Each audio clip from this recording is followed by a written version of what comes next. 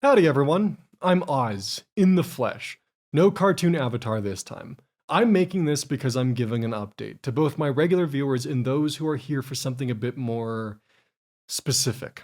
To my regular viewers first, I hope this video can help explain where I've been over the last 3 years. For those who are here for the Illuminati drama, I do have some news, and I'm making this video for full transparency, as I believe this is important in a situation like this. First and foremost, I need to make everyone aware, for reasons that I hope this update will make clear, for my safety, I need to put a short and temporary pause on production of my video on Illuminati. The video will still of course be produced. I just need to put things on a lower burn and return to regular content for the time being, for many reasons. Some of them being the honest truth that I can't afford to continue at this rate, both fiscally and physically. Illuminati has taken this to a legal front, using the courts because of how poorly things went for her on the internet. As a reminder, for those of you unaware, Illuminati started a fight with a lawyer on Twitter, accused him of copying her style, which then led to other content creators and past collaborators speaking out about their past interactions with her. Illuminati is the one who took this off of Twitter and brought it onto YouTube, where she would then post a suicide note of one of her former employees for the world to see as an attempted own. Now, full transparency, I was one of the creators who spoke out against her, despite the fears and hesitations that I had.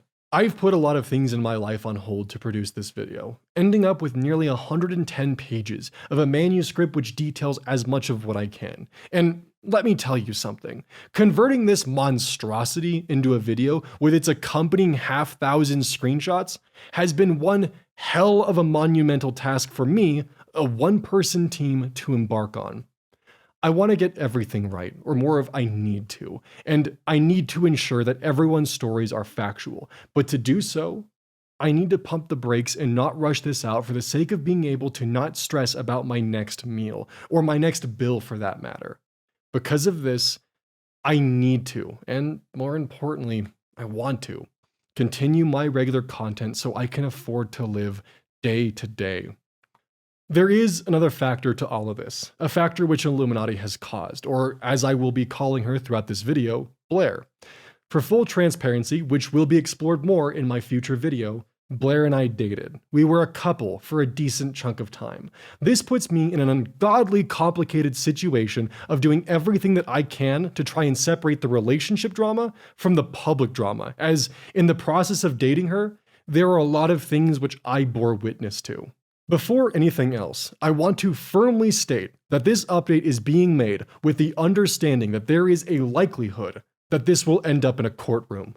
I say this because things have been escalating quite a bit behind the scenes, and the stress has certainly been rising.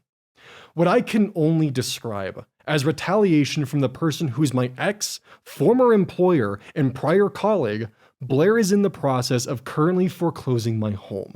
Because of this stress of Blair taking my home from me, I need to pump the brakes and change directions so I won't be homeless come Christmas. Because that's when Blair set my home to foreclose, right before Christmas. And yes, Blair has the power to set the foreclosure sale. This situation was a fear and hesitation that I had from the beginning, even telling Wonder as far back as April, a day before my thread went up, that I was mortified that if I spoke out against Blair or even dared to cross her, that she would retaliate with taking my home from me. When I did speak out, as many of you are aware, Blair sent me a cease and desist. A cease and desist, by the way, over a Twitter thread which she apologized for not only in her video, but as well as privately. Despite this, I persisted on working on my video, continuing the production of something which started as 20 pages, then slowly grew into the novel that it's become. Throughout this entire process, I had the fear that once I released this video, Blair would drop the hammer on me. I've lived the last 4 months of my life with the looming threat of Blair's retaliation, and truth being, from my understanding, she could have done this as early as June. As to why Blair waited so long, I'm honestly unsure. To me, it feels like Blair is taking every course of action that she can to prevent this video from being produced, from legal threats to trying to take my home, which wouldn't be surprising, considering Blair's alleged white-collar crimes I intend to expose with evidence within my video. Before any of this, however, I am taking the proper legal channels and speaking with the right people to elevate this down the needed path. Because of this, it would be unwise of me to reveal further information. I can only assume this is one of the reasons Blair is so determined to shut down my video's production. And to repeat myself from earlier, every word that I speak within this update is with the explicit understanding that this video may end up on the floor of a courtroom. In order for me to fight this, regular production of my content is needed to help fund the production of this said video. The reason why I'm making this update is so it's understood that I'm not just ignoring my obligations and responsibilities and suddenly hiding behind a flurry of videos in hopes that people will one day forget. The reason why this video has taken so much time as it has is not only am I a one-man team producing this, but I'm also continually uncovering more segments to the story and hearing more and more voices that come forward to speak their side of things. Interviews, questionnaires, screenshots, the works. All from a number of individuals. During this process, the video will continue to remain under production. I'm not stopping this because of her retaliation. While she did successfully give me pause, I do fully intend to complete this video. Now, let's talk about how Blair is even able to foreclose on me. What put her in a position of power beyond a landlord, a mortgagee, which in my eyes is something even worse. As a quick note, Blair's name is not on any of the original documents related to my home. I'm providing all of this information to give full context to the GoFundMe as I feel it's more than deserved, as honestly, I would feel guilty as hell putting the video on pause shortly after it hit its funding goal, followed by me just continuing to upload regular content without warning. More details will of course follow with the main video, as I do not have time to fully expand on everything. As I briefly stated previously, Blair and I dated. We started when I was 20 and she was 28, and currently, I'm 23, almost 24. In the beginning, Blair walked me into several poor financial decisions. My naivety caused me to believe her reassurances that I could handle all of the financial obligations being dropped onto my shoulders by someone more experienced in life than I was. Why these obligations were placed onto me? At the time, Blair had bad credit, so all of the purchases, loans, everything was being placed in my name. This included the car that she purchased then revoked from Wonderstruck. I was on the loan as a co-signer only because of my credit at the time. Eventually though, the financial responsibilities that I incurred would stack up on me, building a mountain of monthly debt that would lead me into several financially tight months, and eventually just breaking. This would lead me to asking Blair, my partner, for financial help for things such as my home, which she was living in. Help from my partner, who at any given time would be making up to 30 times my monthly income. These amounts of assistance would be added to a ledger of debt. And I want to clarify again, Blair wasn't my bank. She wasn't my landlord. She was my partner at this time.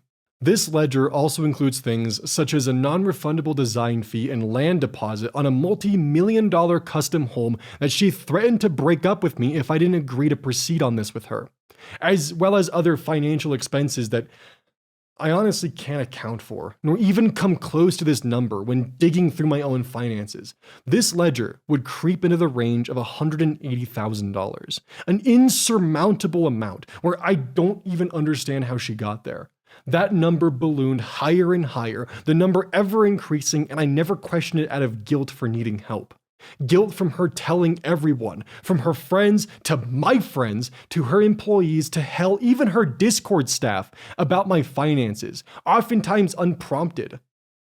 Guilt involving the fact that everyone I interacted with on a day-to-day basis looked down on me for her words towards me. My own partner, the person who was supposed to be my other half, was actively putting me in a position where she was chipping away at my mental health. I was afraid to tell anyone what was happening because she had convinced me that I was a parasite, that I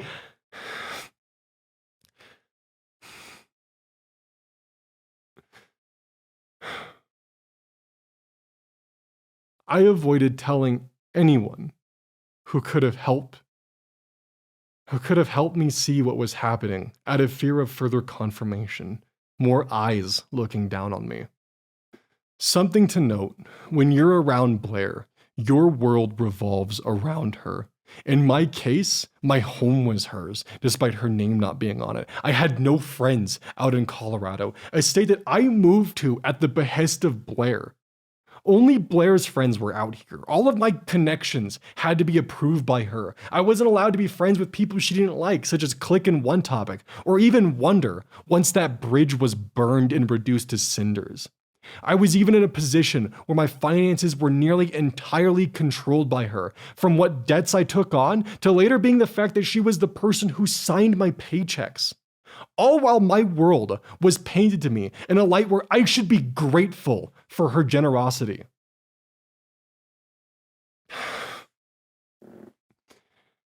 It wasn't until recently, when I explained my situation to my parents, my friends outside of Blair's control, that I began to understand just how perverse my life had become for nearly 3 years. And I want to add, I tried to pay Blair back in any way that I could, by the way. I felt indentured to her by this debt she had hanging over my head. Hell, I even took a position in her company at a lower pay to try and pay this debt back. Offered to work with her in her crypto farm for free to pay back the debt. Anything that I could to try and make myself feel useful. While I worked for Blair's company, I helped improve it in any way that I could with my knowledge of how YouTube worked. I was able to assist in the push for Blair's channel to make the sudden and stark rise into a new payout range of 6 figures a month, all while I was being paid not even enough to get by with my monthly bills. And Blair was very aware of my finances. I sacrificed a lot of my time to try and recoup this debt while also trying to help save her channel, because in 2021, due to personal and private reasons expressed to me by Blair, this would lead me to up and almost entirely abandon my channel throughout the year of 2022. More of this story later, because there are more pieces. But this led to the end of 2022, where Blair would take advantage of not only my financial strife, but both my legal and financial illiteracy in December of that year. When I was 23 and Blair was nearly 31, Blair, with her lawyer, would create an honestly quite confusing legal document for me to sign where I would agree to pay back her debt.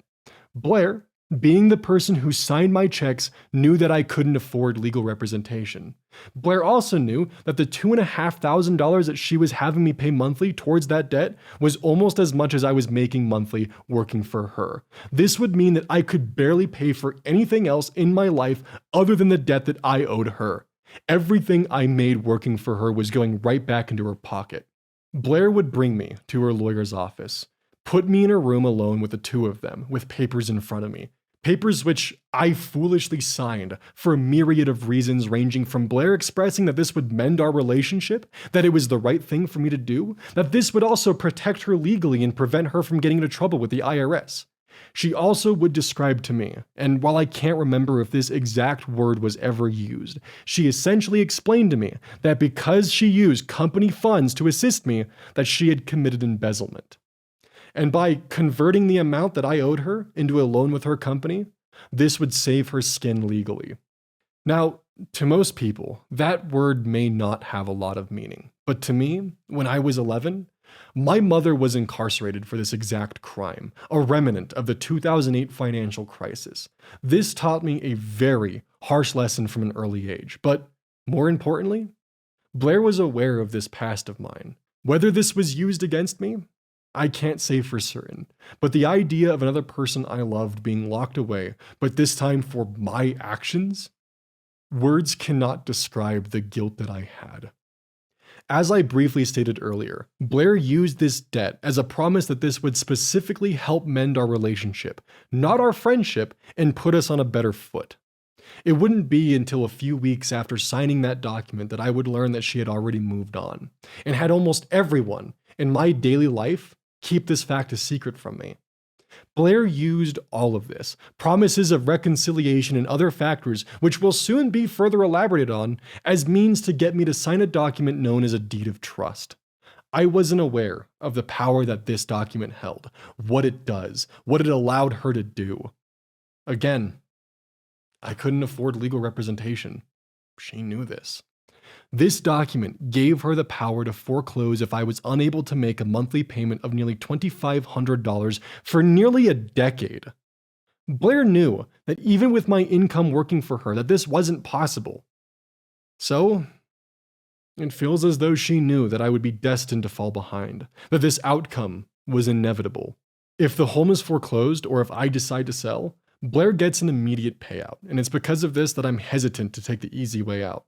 There's also the fact that there's just not enough equity in the home, that if this were to foreclose upon, Blair would still be out money, and she could then sue me further to get that money back.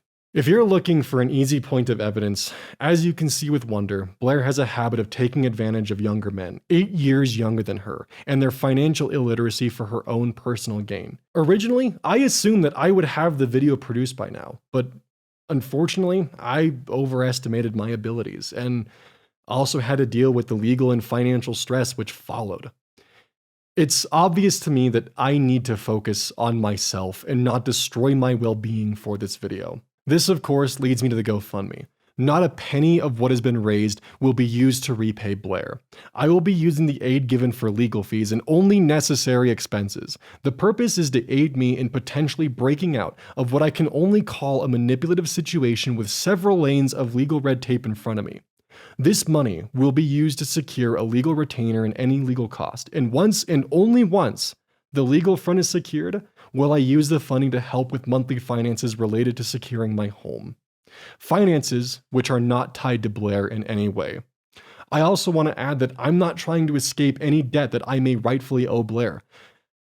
I just don't want to fucking lose my home or lose it from retaliation.